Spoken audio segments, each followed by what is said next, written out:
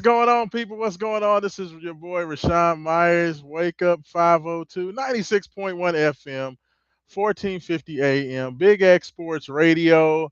Coming to you live, Transfer Portal Madness. I guess this would be special number two. So we got another commitment. I said that every time there's a commitment, I'm going to effort to get out there and do a live and talk about what's going on, take your questions, take your thoughts on what's going on at University of Louisville as the transfer portal continues to deliver gifts to all of the Card Nation fans out there. First of all, I just want to say to everybody, I know it's odd and weird that apparently, even though I'm locked out of my Twitter X account, um, because it's already set up as part of my live streaming package. Um, I'm apparently still able to go live from the account, even though I can no longer get into that account. So I'm glad that's the case because I want to let everybody out there know.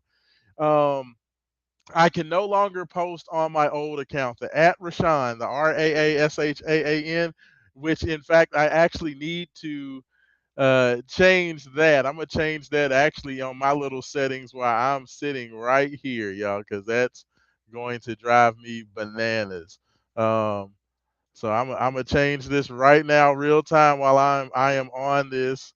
Everybody who needs to or who wants to follow what I'm doing now, please just go and follow me at Raashaan Myers. That's Raashaan, and my last name Myers. No hyphens, no underscores, no nothing.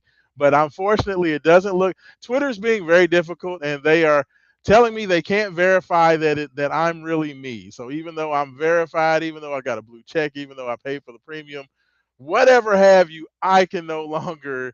They can't verify it's me. I'm not giving up on it totally, but with so much going on in the transfer portal, with so much going on right now for U of L, I can't not be able to get in touch with the people. So please follow me at Raashaan Myers. This is going to be my new handle and my new Twitter X page going forward. All right. So apparently, I'll use the Raashaan for the live until I get everything back up and going.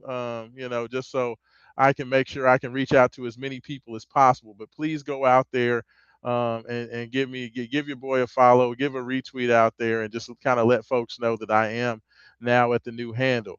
Romy Bean, I think, may be coming to check in. Roman Kelly said that he was going to try to possibly join me tonight. I don't know if Haven Harrington's going to be available, but we have a lot to talk about. We have a lot to get into. I just wanted to say that off the top, just so everybody doesn't get confused and say, "Hold on, this dude told us that he's at a new handle. So why is he going live under the old handle?" So that's why that happened. So I just wanted to straighten that out. But of course, just like the first um, transfer portal special, I'm going to be taking your questions. I'm going to be taking your comments.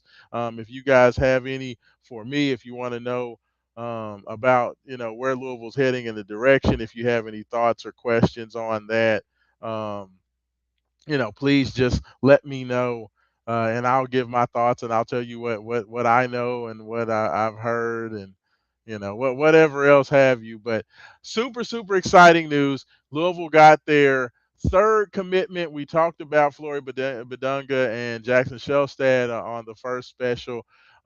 They added to that their third official starter, Carter Knox, former McDonald's All-American, former Arkansas Razorback, one of the most explosive guys and explosive athletes in the portal, makes the commitment to University of Louisville.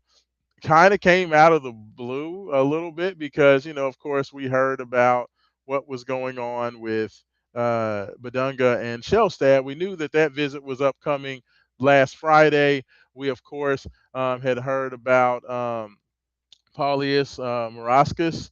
It seemed like there was a lot of talk about him, but the Carter Knox news didn't really come out that he was making a visit until I guess it was maybe late Monday night that kind of came out that hey, Carter Knox is a guy that Louisville is targeting, and he's going to make a visit to Louisville on Wednesday, and that was kind of the start of that. So it was a kind of out of the blue, but I tell you why I love it. First of all, I love the addition. Carter Knox is the first true wing player, athletic wing type guy that I can remember Louisville having in a while.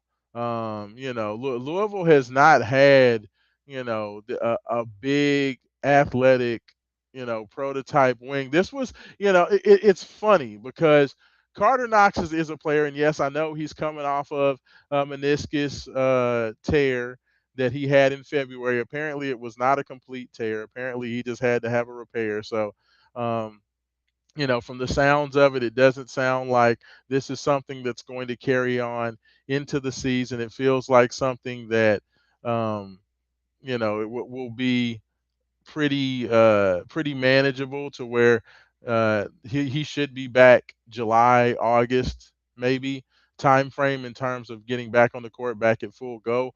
But when you talk about Carter Knox, you talk about what he brings. I love this addition for several reasons. I love this addition because it shows the intentionality of Pat Kelsey and the coaching staff to go out there and continue to work on increasing the physicality and increasing the athleticism of the team. And, Louisville, through their first two seasons under Pat Kelsey, the athleticism aspect of it has really been missing. I mean, Kanai Roots honestly has been really the only superior athlete that Louisville had, of course, besides Michael Brown Jr. But of course, that's been a little bit truncated just because Michael was dealing with the injuries and all those things. We know what he was dealing with, but Kanai Roots was kind of the only guy that brought kind of that physical athletic edge. And I think that when you talk about Jackson Shelstad, you talk about Floyd Badunga, and now you talk about Carter Knox, it gives Louisville three guys that have superior athletic traits, superior quick twitch, explosive traits. Now, Jackson Shelstad is not a guy who's going to jump. He's not Peyton Siva, and that's why I said where he reminds me of Peyton Siva with a lot of his playmaking and his quickness and his ability to get into the lane and to make things happen, creating for himself and others. But he's not going to jump over you. But he is a quick twitch athlete. He's a guy who's very twitchy. He's a guy who's very quick and explosive at the point guard position. Floyd Badunga, who's maybe the best rim running big man in the country, an explosive athlete, long, great motor, another quick twitch athlete. Now you add Carter Knox, a guy who's built, more like a linebacker than a basketball player, very physical, great length, very explosive. So you're talking about having three quick twitch, explosive athletes on the court together. And I think that's very, very exciting. Uh, Seabiscuit 32 checking in, saying reminds me of T Will. Yeah, I mean, you know what? I mean, Carter Knox is, T Will is a generational athlete or was a generational athlete. But when you talk about explosiveness, you talk about just a guy who can just give you those wow type plays. I agree with you. Carter Knox is going to be maybe the most explosive wing. Like Kanai Roots could give you some of that, being a long 6'8", 6'9" athlete guy, but the difference between Carter Knox and Kanai Roots is that Carter, okay, Carter Knox, I'll put it like this. What we envisioned the possibility of Kanai Roots becoming, Carter Knox already is. Like Carter Knox already has the body. He already has the physicality. He's already a guy who punishes teams with his physicality, with his length, and with his explosiveness attacking the basket. He's a guy who already can step out and consistently be a threat that you have to respect from 3-point range. He's already a guy that checks a lot of those boxes. Carter Knox is more of the finished product of what we hoped that Kanai Roots could become. And I love the addition of that because while I love Kanai Roots and, the same thing with Sananda Fru, you know, while those guys had ability and while those guys had the chance to become something great, Pat Kelsey has gone out and said, give me guys that are already great and give me guys that have already proven that they could do that thing at a very high level. So while you could have a Michael Brown that potentially should have become one of the better point guards in the ACC and an all ACC type guy. You get Jackson Shellstat, who's already been that and who was a preseason Big Ten, All Big Ten selection, and a guy who was second team All Big Ten as a sophomore at Oregon. He's already been one of the best players in one of the best leagues in the country. You have Flory Badunga, who's already, while you talk about the potential of what Sananda Fru could have become, you get a Flory Badunga who's already Defensive Player of the Year in the Big 12. You get Flory Badunga who's likely to be a first team All American. He already's done that. Instead of having a Kanai Roots that you said is the type of athlete that if he could just get his game to where it should be, he could be a dude out on the wing that can be that versatile guy that can guard three or four players, and then also turn around and be a matchup nightmare on offense because he's so physical and so big and so explosive. Now Louisville has three guys that already all those things. So you aren't having to say, hopefully this guy can become that. We're saying these are guys that already have that.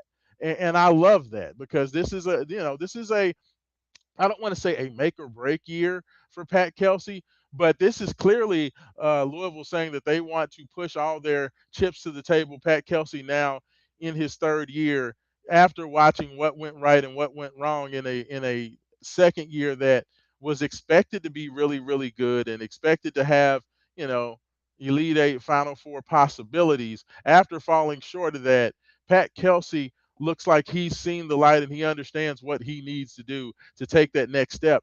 And I absolutely love the three guys that he's gotten so far. And when I look at Carter Knox, he's a guy who to me is a prototypical finisher.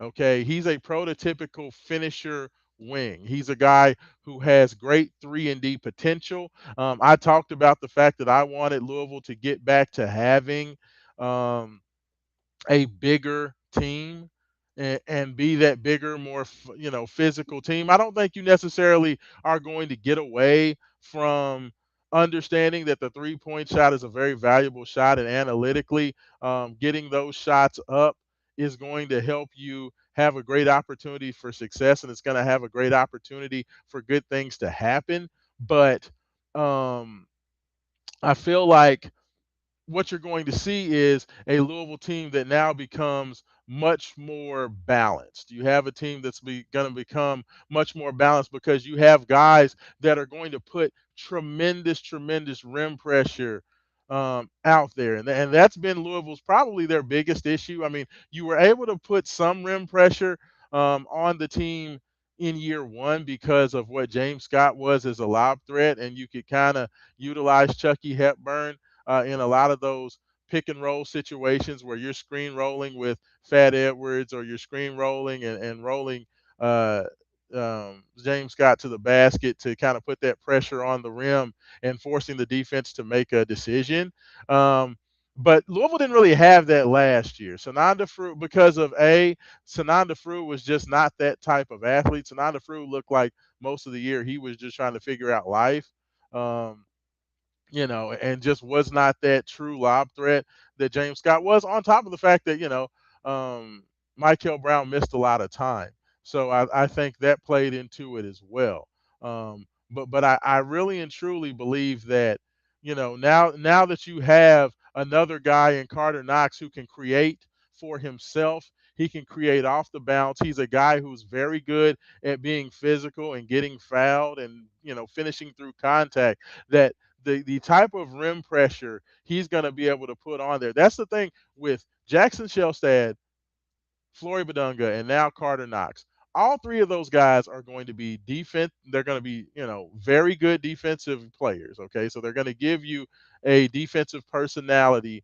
The likes that you haven't seen with Louisville in the first couple of years, outside of Chucky Hepburn being all world defensively. But you're going to have three guys that on offense. All three of those guys are going to put pressure on the rim in different ways. Okay, Shellstad's going to be able to put pressure on the rim in pick and roll situations. Flory Badunga is going to put pressure on the rim, playing out of the dunker spot or in the pick and roll. And Carter Knox is going to put pressure on the rim because when Jackson Shellstad is running that screen roll, if you kick it to Knox, Knox is a guy who is comfortable pulling up the three if you hang back on him too far. He's comfortable with, pump faking or stepping and attacking the rim, getting to the rim and finishing through contact. So he's going to put pressure on the rim in a couple of different ways, as well as being an adept mid-range shooter, as Shellstad is as well. And the more pressure you're going to be able to put on the first, at the rim and in that mid range, that's going to allow for more open opportunities from the 3-point line. And like that's why I say I don't necessarily think we'll get away from shooting threes. Like I've heard some people say that, oh, Louisville's going to just change to where they're only going to be shooting, you know, hitting, knocking down 4 or 5 threes a game. I don't think that's the case at all. If anything, I think that Louisville, while they may not shoot as many jump shots. They may not take as many threes as last year. Like last year, Louisville was trying to get to 30 or 35 threes a game. That may not be the case now. I'd say maybe now Louisville goes 25 threes a game. That they may be happy with getting 20 plus 3-point attempts, but the number of 3-point makes, I think Louisville was hitting around 10 threes per game last year.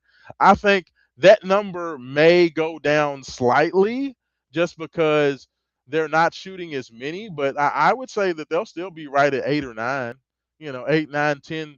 They'll have multiple 10 3-point games where they have a bunch of 3-point makes. But I just don't think they're going to be shooting as many because they won't have to, because you have guys that are going to put so much rim pressure out there that you're going to be able to get good 3-point shots. Like Louisville last year felt like a team that was shooting threes just to shoot them. Does that make sense? Like they spent a lot of time shooting a lot of threes, but they weren't good 3-point attempts. So it's like, yeah, you're getting up 35 threes, but you're shooting, you know, 30%, 28%, 31%, 32% in a lot of these bigger games because you're not getting good 3-point opportunities because you have these bigger, more physical teams that just aren't going to allow you to just stand out there and shoot wide open threes. So you kind of skew the numbers because against teams that you're obviously better than, you can kind of pad the stats a little.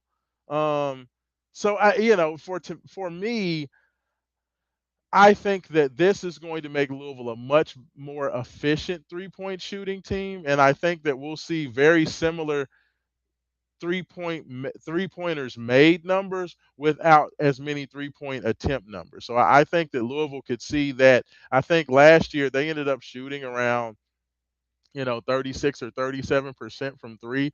I think as long as they get a couple of solid 3-point shooters, and we'll talk about some guys that'll help that out, as well as the fact that I think that Jackson Shellstad is going to be a much better 3-point shooter than he was last year, because he was kind of coming off of those hand injuries and things of that nature. Um, I think that. Louisville's going to shoot a higher percentage as a team. Like I could see them getting to that 38, 39 percentile as a team shooting the 3-pointer just because they're getting better 3-point shots. They may not have the better pure shooters that they had. Like they may not have a Ryan Conwell or an Isaac McNeely, though they could still pick up a couple of really good shooters in the portal. I think, guards to me are where there's the most of those types of players out there. To me, the guys that they got early were the guys you need to have because there's only so many superior athletes and guys with superior size and athleticism combination out there. So you have to go get those first. But I think that there's plenty of guys that can go out there and shoot open shots and knock down open shots. So I'm not worried about that. People that say Louisville's not gotten any shooting yet, they don't have any shooters. Trust me when I tell you, there's going to be plenty of shooters out there. Looks like we have some more uh, comments on here. Let's see. C Biscuit 32 says NBA pedigree. Yes, no. When you talk about Carter Knox, he does have an NBA pedigree. He comes from a family of pros, guys that you know understand how to carry themselves as a professional. They understand how to handle rehab as professionals. I love. I mean, I just love everything, and plus, I just love Carter Knox as a player. Like he's a guy that when I watched Arkansas play, the things that I loved about them were the fact that they had two guys in Carter Knox and Billy Richmond that could get out there and just be wreak havoc defensively, wreak havoc in passing lanes, wreak havoc doing those athletic things that other teams just don't have. So while you may have a skill advantage or you may be able to go out there and hit some shots, when you have guys that can just make those three, four, five plays a game where it's just like, you know what, we just don't have one of those dudes, quote unquote dudes. Louisville has two of those guys now because I think that of course, Flory Badunga is that, and I think Carter Knox is that. And if you can have Flory Badunga have three or four dude plays a game, and you can have Carter Knox give you three or four dude plays a game, that can be the difference in a game that's super close and being able to get out to a comfortable 10 or 12 point win on the road at a Tennessee or at a Arkansas or at what the places where we saw those losses last year, or in year one. I think those guys can do that, and Louisville is going to have the opportunity to play that way, and they still have to fill in the rest of the roster. But I agree with you. I think that that's huge. Looks like we also have let's see, uh, C Biscuit. I think talking about uh, talking about the base says Samardo Samuels type big makes defenders respect his backside help, not run guys off the 3 point line. McNeely was taking threes from half court sometimes. No, absolutely. No, I totally agree with you there. Like that I that to me is a big part of it, right? Is that yes, when you don't have to respect anything from the middle game or from the post game, you can just sit on the 3 point line, and all you see is Ryan Conwell backing up further and further. It's like, what's the point of taking threes if all you're doing is taking bad threes? And that's what Louisville was doing, was just taking bad threes, game after game after game after game after game. And it's like you're not gonna that's not going to get you anywhere, and I think that's why it was crucial. That's why I say that I would hold the phone on saying that, oh well, while I agree that Louisville is going to play differently, I think that if Louisville can play more to the way they played the last week of the regular season, you know, and where they are actually, when guys are being given driving lanes, you're taking those driving lanes and getting to the rim and looking to be aggressive to score. That's going to open up your 3 point shooters. You only need, like, the one thing that I will say is that, in my personal opinion, I've never thought you need four 3 point shooters out there on the court at the same time. To me, I feel like if you have two to three guys that you have to respect, like if you can give me, let's say Carter Knox can shoot 35, 36, 37% from three, give you what Javon Hadley gave you as a 3 point shooter. If you can do that, what Javon gave you as his first year with Louisville, because he was actually Louisville's top 3 point shootage percentage guy this past season. So I'm not going to hold Carter to that. I don't need him shooting darn near 40%.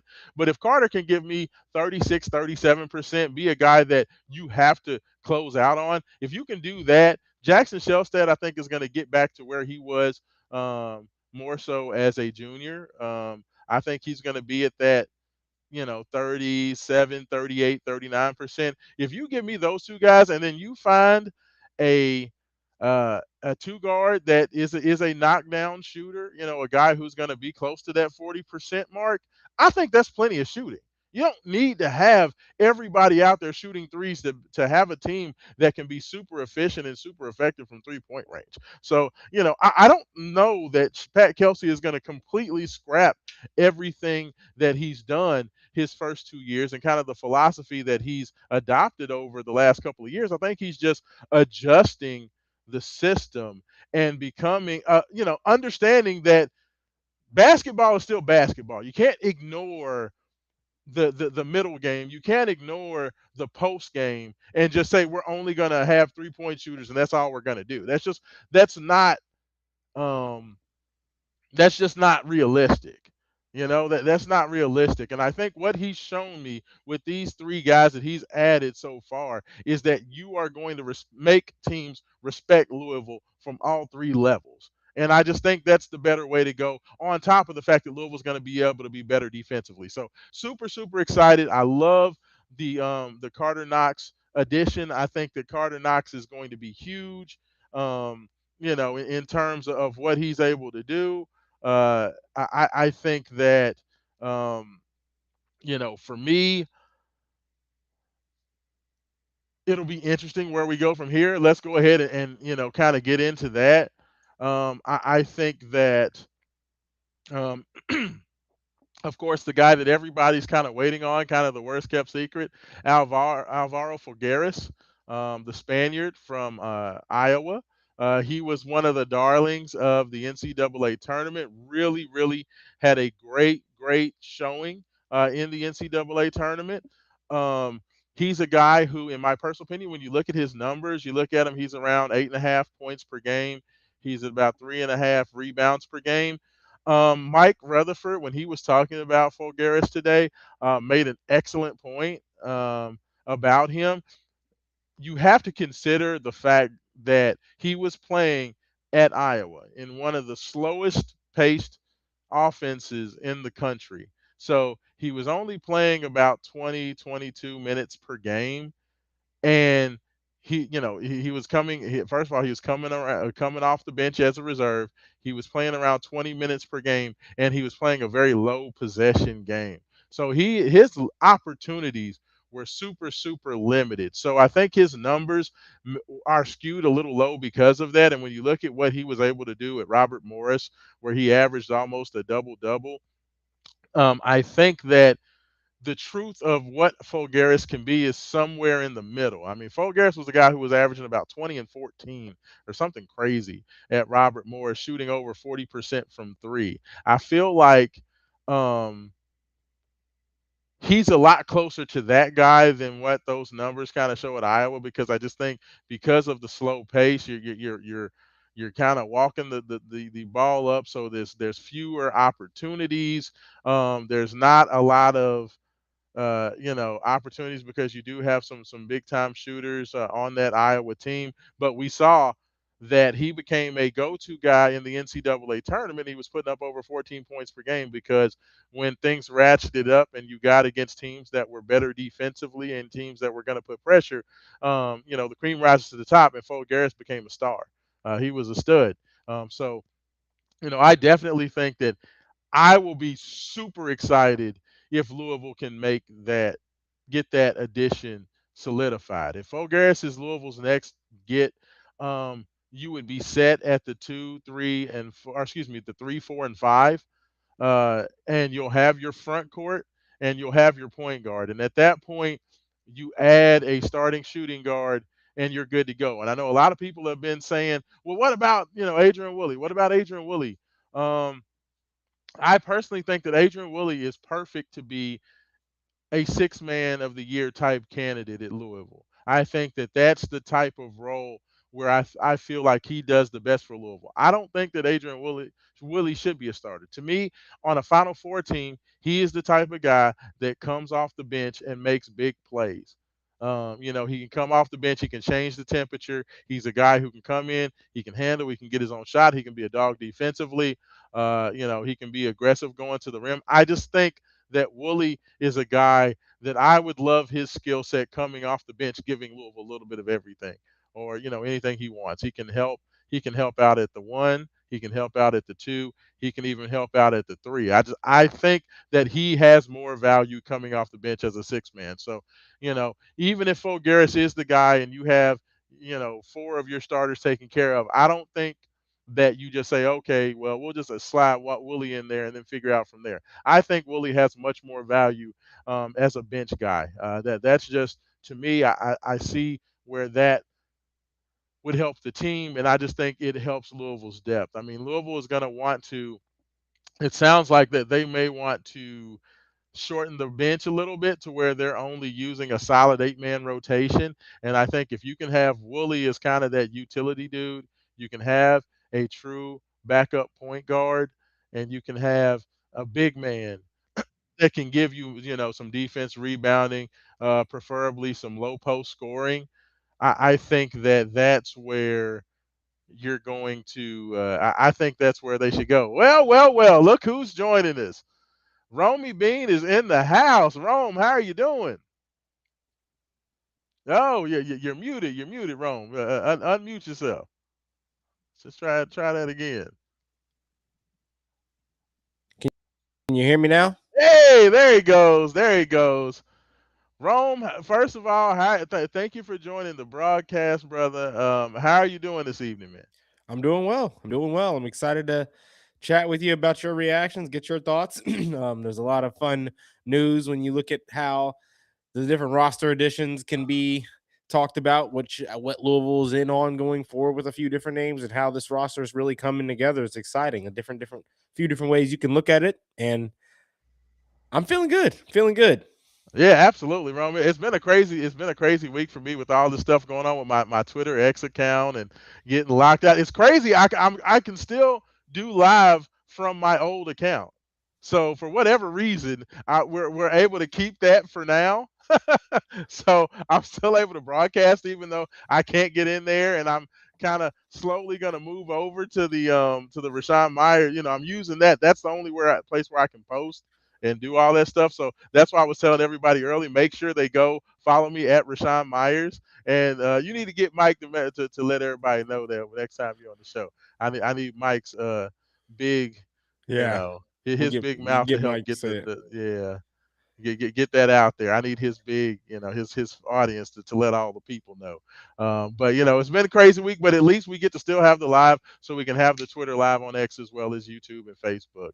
But Roman, let me just ask you, man, just um, I've been talking about what I loved about Carter Knox, and some of the things that he brings in terms of just being, in my personal opinion, the third elite athlete that Louisville has signed. I think all three of these guys athleticism is just different than what Louisville's had over the first 2 years. What do you like about the Knox signing, or what's the biggest thing that you like about adding Carter Knox? I like the versatility it gives you defensively, Rashawn. You haven't had a player in here in 2 years that outside of Chucky Hepburn is like a game changing defender or Yeah, just overall athlete. I think Kanai was that, but didn't get the minutes to really display it enough. It gets, especially not against good teams where you really needed it, yeah, due to the lack of the trust and skill in the offensive game. I guess they felt that they had with him. But with that being said, Carter Knox immediately comes in here and becomes your best wing defender you would have in either year's roster.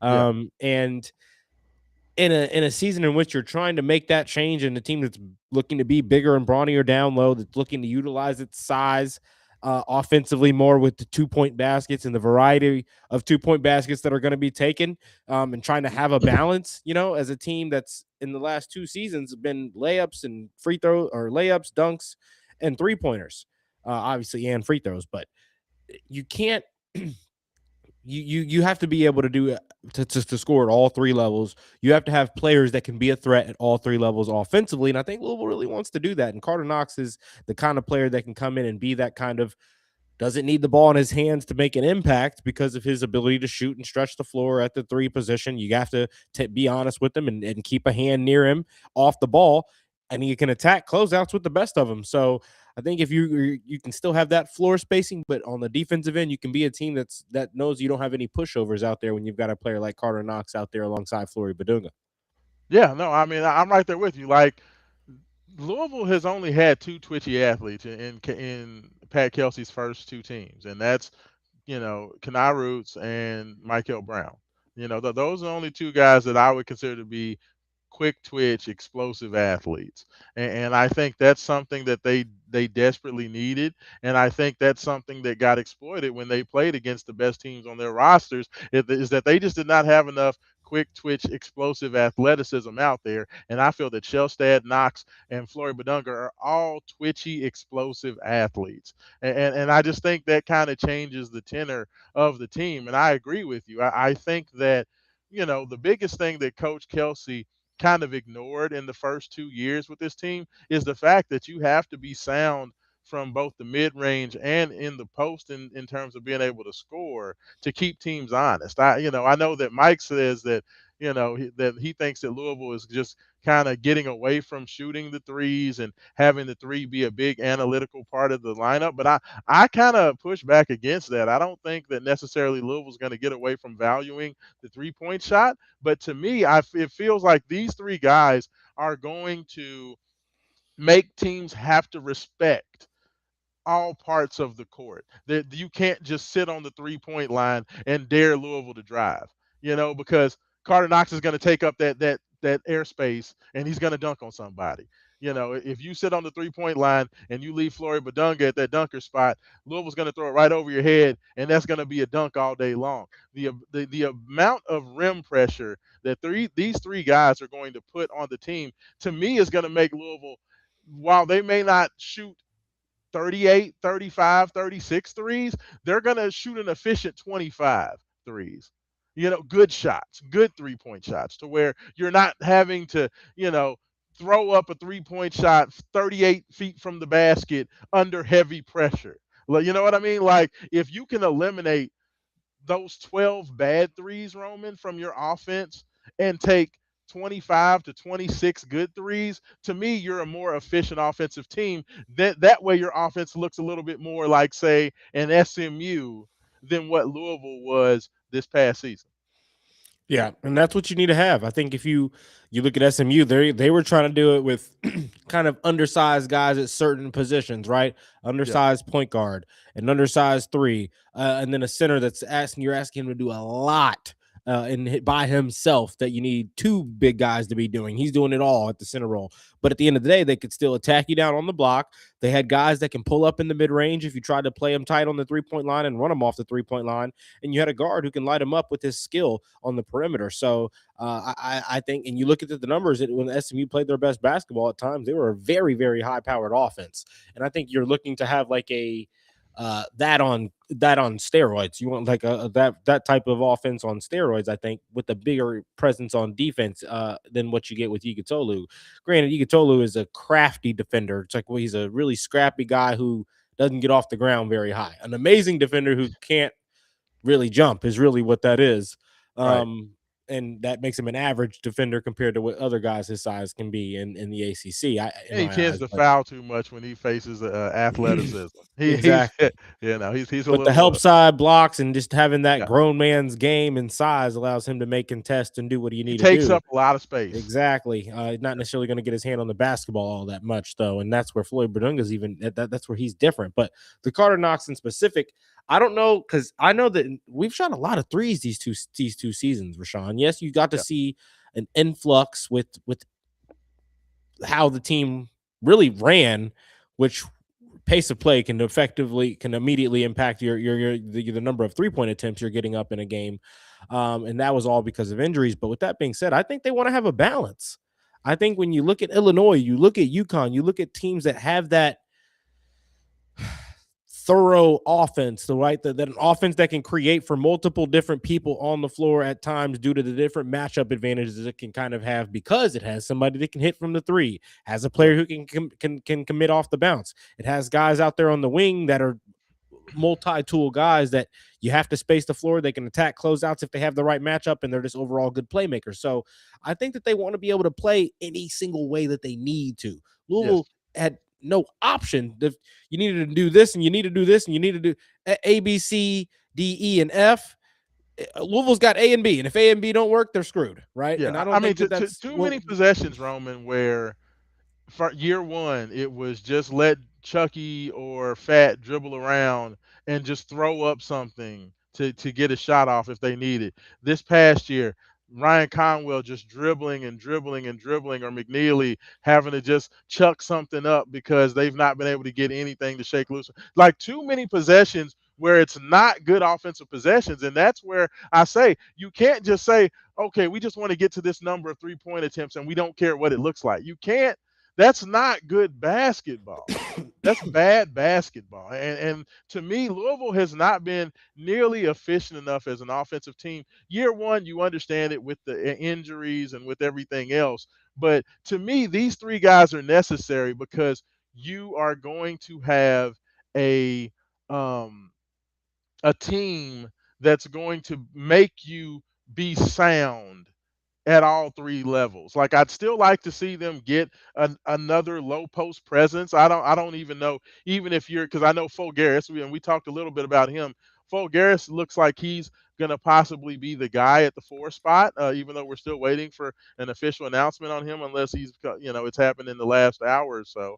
Um, you know, he's a guy that can give you some of that, but he's definitely still more of a face up guy or a guy who can drive the lane and dunk on you. He's not really a low post guy. I'd like to see Louisville add a big man to come off the bench who can be a rebounder, be a defender, and have some sort of dexterity to at least score at the basket. I think that would have value because you don't really have that on the team yet. I don't think that Flory Badunga is a guy that you're going to throw the ball to on the block much and just say go to work, big man. I know he can do that a little bit, but that's not really the bread and butter of his game. What do you think for this team? Are you at least comfortable with saying that you feel like Fulgaris is going to get done? Are we good enough to Yeah, say that's what I was just checking there, seeing if I could see anything new on that. I don't. uh, From what it sounds like, yeah, I think it's safe to say that that's I we're at hesitate to full. say anything because I thought Marascus was done too, and then you know Like I say that we're in full swing for him, which there's no way to tell how like what the percentage of it being complete is, what the percentage chance of us landing him is. But I breaking do know up. I they're don't in know. full swing, and when Louisville seems to be in full swing for guys, they more times than not, Pat Kelsey gets these guys. So, I obviously though, there's no way to know for certain, I've and seen a things are couple of crystal subject. balls, Roman. I've seen a couple of tweets of some crystal balls being added. I've seen at least three different sources that have made crystal balls for Fulgaris to Louisville. Trilly said that he thinks that Fulgaris is coming to Louisville. So we're getting to the point to where it feels like it's inevitably a done deal when this many guys are saying that. So let's just go ahead and knock on wood. I'm knocking on my wood over here that Fulgaris is going to be a card. What do you think is the most important thing to do now or next? Well, okay, if we're hypothetically assuming the full Garris could recruitment is one that we've won, right? Yeah, Um, you got to go get a scorer in the backcourt. You got to add a scorer to relieve that pressure from Shellstad. Right now, you have a bunch of guys who are perfect pieces to a system. You don't have any guys that can be the head of the nose of that system, in my opinion, on the offensive end. Does that yeah, make sense? Like or the head yeah, of the snake, I should say. yeah. You have the perfect 1B.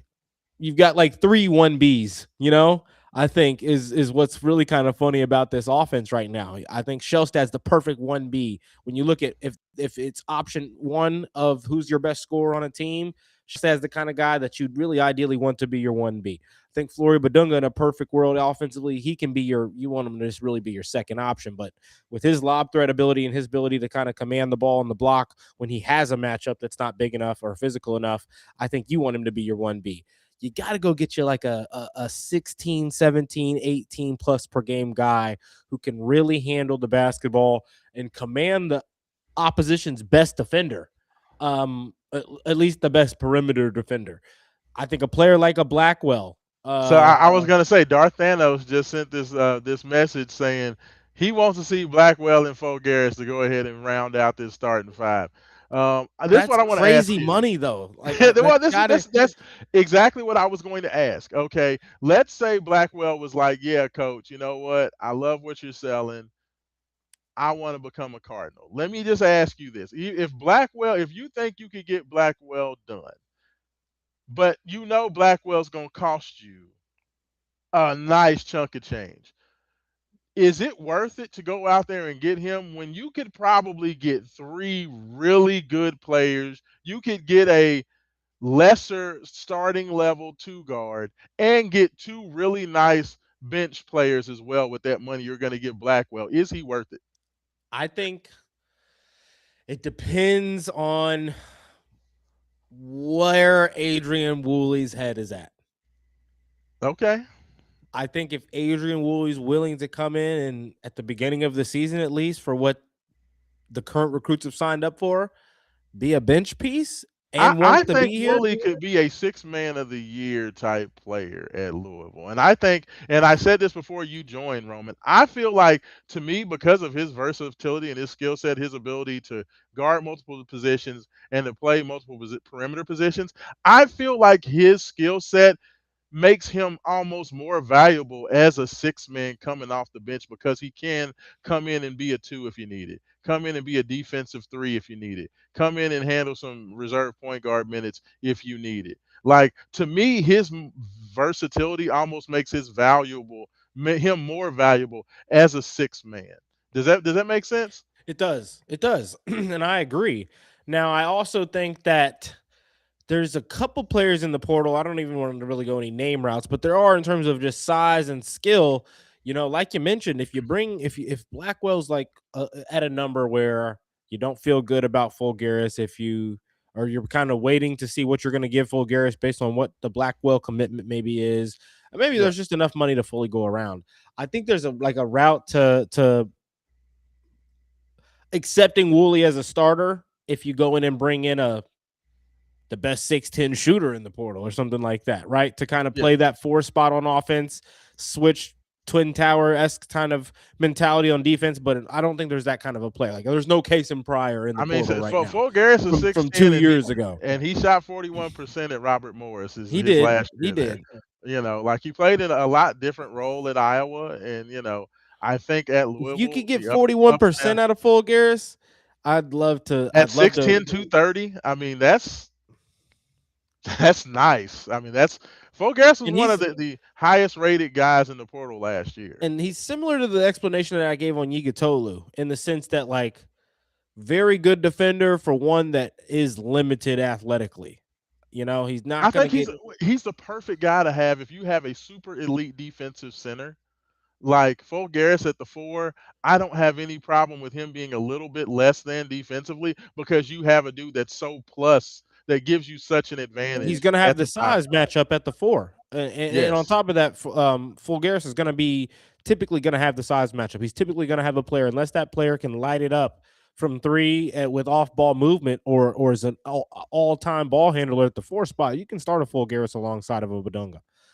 I just don't know if you can bring in a Fulgaris financially with a Blackwell and bring back a Woolley. Now you're talking about needing an extra scoring guard type of a piece as I well. mean, So like, the way they're sounding like they feel like they can do all of those things. I just like to me, Roman. This is my thing, right? Is if you have Shellstad, Fulgaris, Knox, and uh, Flory, I don't think you have to have a superstar at the two. To me, you can go get a very good, dyed in the wool. We know this dude can get buckets as a mid-major guy, and plug him in there and tell him all he needs to do is get buckets. We don't need you to create. We don't need you to play make. You need to be able to handle the ball. So you got to be able to have the ability to shoot and create off the dribble. But outside of that, that's all we need you to do.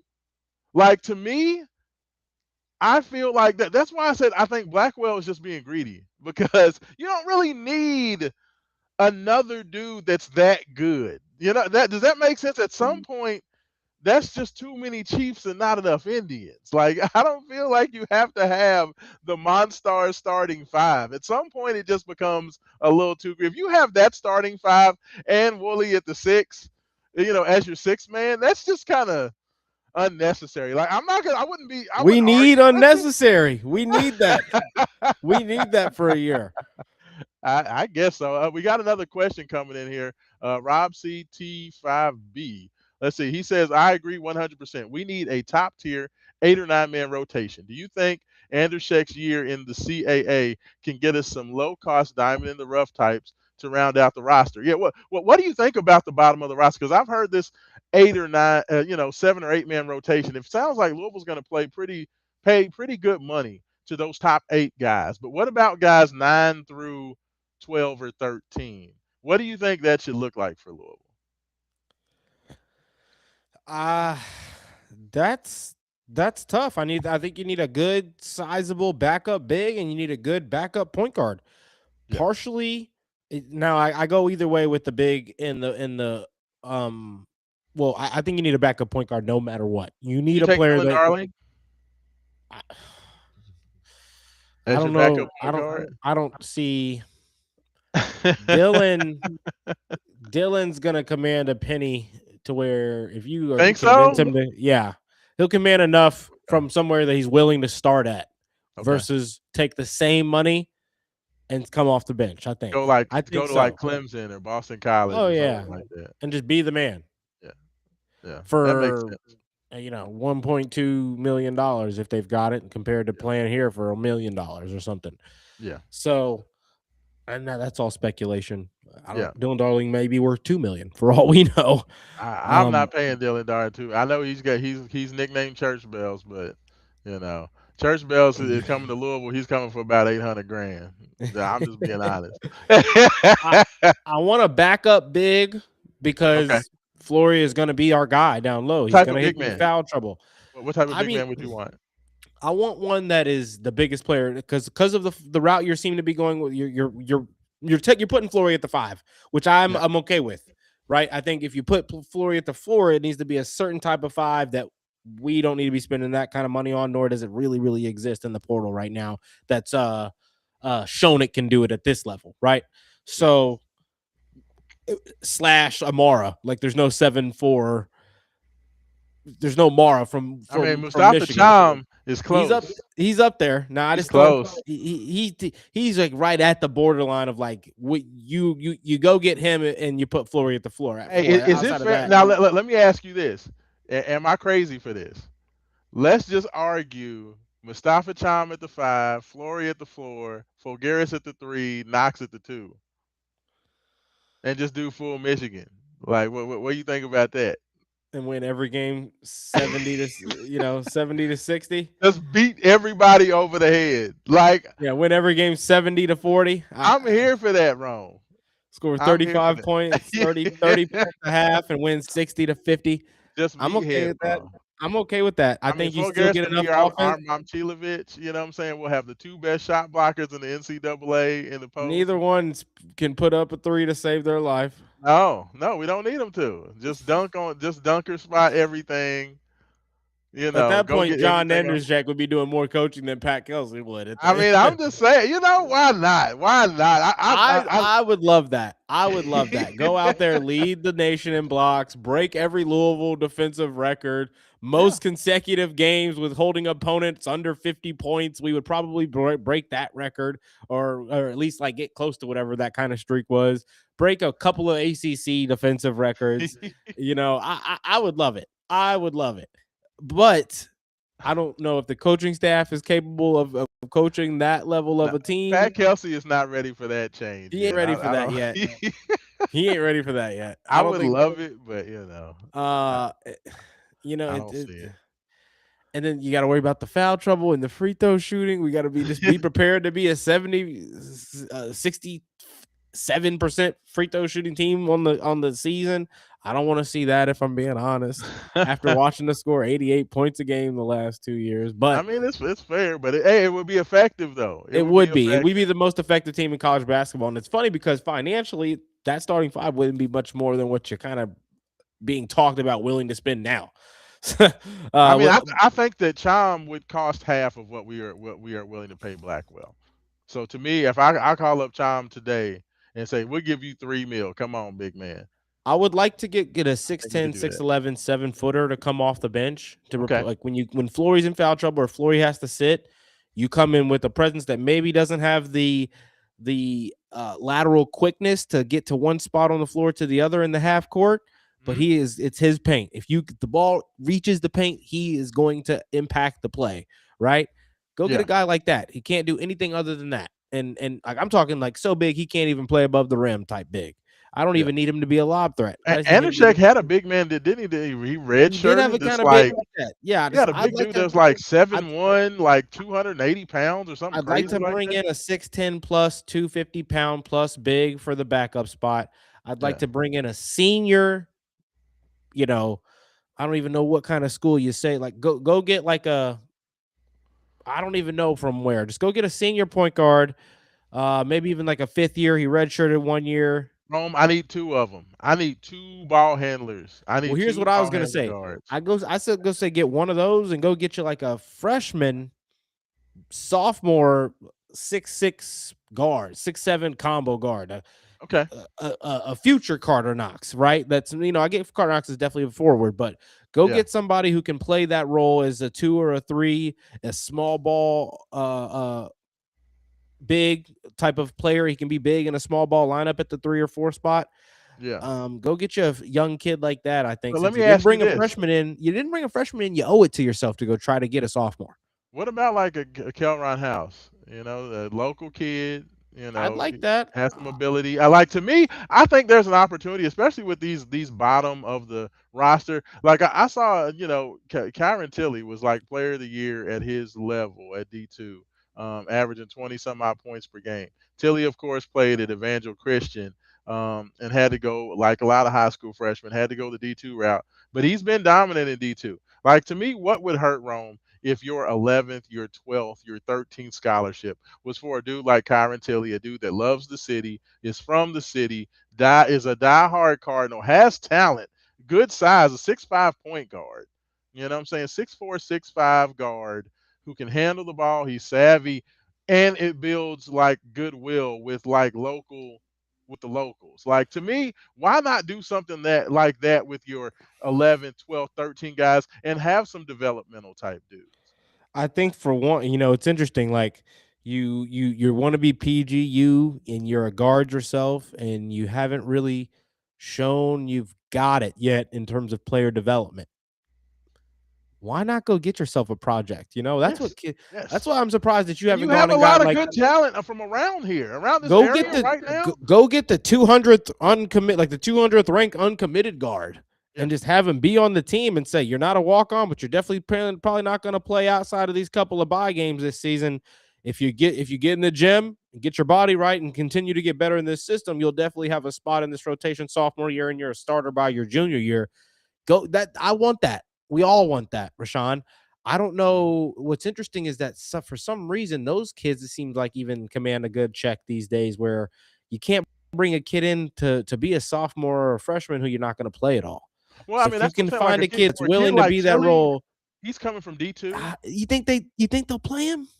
I think you I bring think in a they'd kid view him like as like that. a step up from Will Hankey and I mean, well, that's from what I'm saying. from But Spencer my thing because like is, it's literally he he's gonna it's a step up from Spencer he's gonna Leg. be he's gonna be inexpensive. He'll be I think he'll be a sophomore in terms of his year. So to me, what is the like if you brought him in as a 12th guy, like Louisville hasn't even fielded a 12th and 13th guy these first couple of years under Pat Kelsey. To me, especially with the fact that Louisville has lacked ball handlers, I'm gonna need at least three That's my point thing. guards on the That's my roster. thing. 2 years in year one, you had a guard who knew your system, redshirting, who couldn't play. This Yeah. year, you brought in a Kamara, another player who couldn't play. What's it going to hurt to bring in a kid I, who can play against size at the D2 level? He can get the ball up the court without turning it over at the like, very why not least. have that just in case? Why not Because have that guess just what? in case? If you had that kid on this season on the team this season, he said, "I'm willing to break my red shirt," versus you teaching him and what a red shirt is in Kamara, you would have been quick to play him. If that kid would Yes. have been in London Johnson's spot, you would have played him. So Yes. it's tough because I agree with you. I just don't know, but like the way that they maneuvered with London Johnson, the way they've maneuvered with these red shirts, I don't What know. do we know I what's don't know happening with what London he. Johnson yet? I Like, it's the word is that it's from what I've heard, from what I've heard, that I cannot confirm is when obviously 100%, which you can't do these days. But I have heard that we're in a good spot to bring him back. okay, okay. I'm looking. I was looking to see. I was trying to see. Uh, yeah, apparently nobody really knows what's going on. I'll say that for right now, just from my from the information that I was just checking out. So I don't know what's up with that, but if they're not going to have London Johnson, they definitely still need to find two. They need two more point guards with what they have right now. If London Johnson's not there, if London Johnson was here, I'd say you need to get at least one more point guard. But if London Johnson's gone, I feel like Louisville needs two point guards. I agree with you on the big man, and they need another versatile wing that can, you know, maybe shoot, be a 3 and D type guy who can come off the bench that can give you some versatility. And of course, you have Adrian Woolley and all the great things he can do. Um, but yeah, we'll have to see on that, Rome. I know we've already been on here for over an hour. I did want to go through a couple more of these comments on here before we get out of here. Seabiscuit 32 had some thoughts. He said triple gap opportunities. He says we run a lot of Chicago zoom action, a lot of reading. Twirl off the first screen. You need the first screen to be an actual lob threat and a great screener, i.e. Badunga. And like that's what I sent a message to you during the Mike Rutherford show. To me, Roman, the the perspectives of what Louisville screen and roll game can be with Fulgaris, Shelstad, and Badunga. If you have Fulgaris who's just as adept going to the rim, putting rim pressure on there to dunk on it, as well as he does pick and fading, pick and popping out for a three. When you put Shelstad, have Fulgaris come up to set that screen, and you have Flory in the dunker spot, that's going to put so much pressure on the defense because you've got to respect People all forget three people guys. forget a lot, like about half of James Scott's lobs were not from his screen in the pick and roll. It was from him Exactly. camping down low, It came off of waiting. a um, Chucky Hepburn is going to get that screen from either Hadley or from Fat, and he's getting downhill and making that center come up to challenge, and you're tossing it right over the top to James Scott in the dunker spot. To me, that's one of the reasons why I feel like Fulgaris would be such a big. It's like adding a starting level Ali Khalifa, that has more athleticism. He can shoot it as well as Khalifa did last year, and he's going to be able to be a guy who's adept with the handoff pick and roll game as well as just setting the screen and rolling. And then you can leave Flory at that dunker spot and just let him cause havoc. Because what's going to end up happening is the whoever is in the corner on the side where because Flory's going to be weak side dunker spot. That Mhm. means that man's going to have to pinch down, okay, from the outside, which is going to either leave that backside three Yep. pointer The, wide the the open. driver gets the kick out there if the man plays the lane too close. Exactly. And if he doesn't, that's a dunk for Flory. If it's not, it's a wide open three to whoever's in that corner.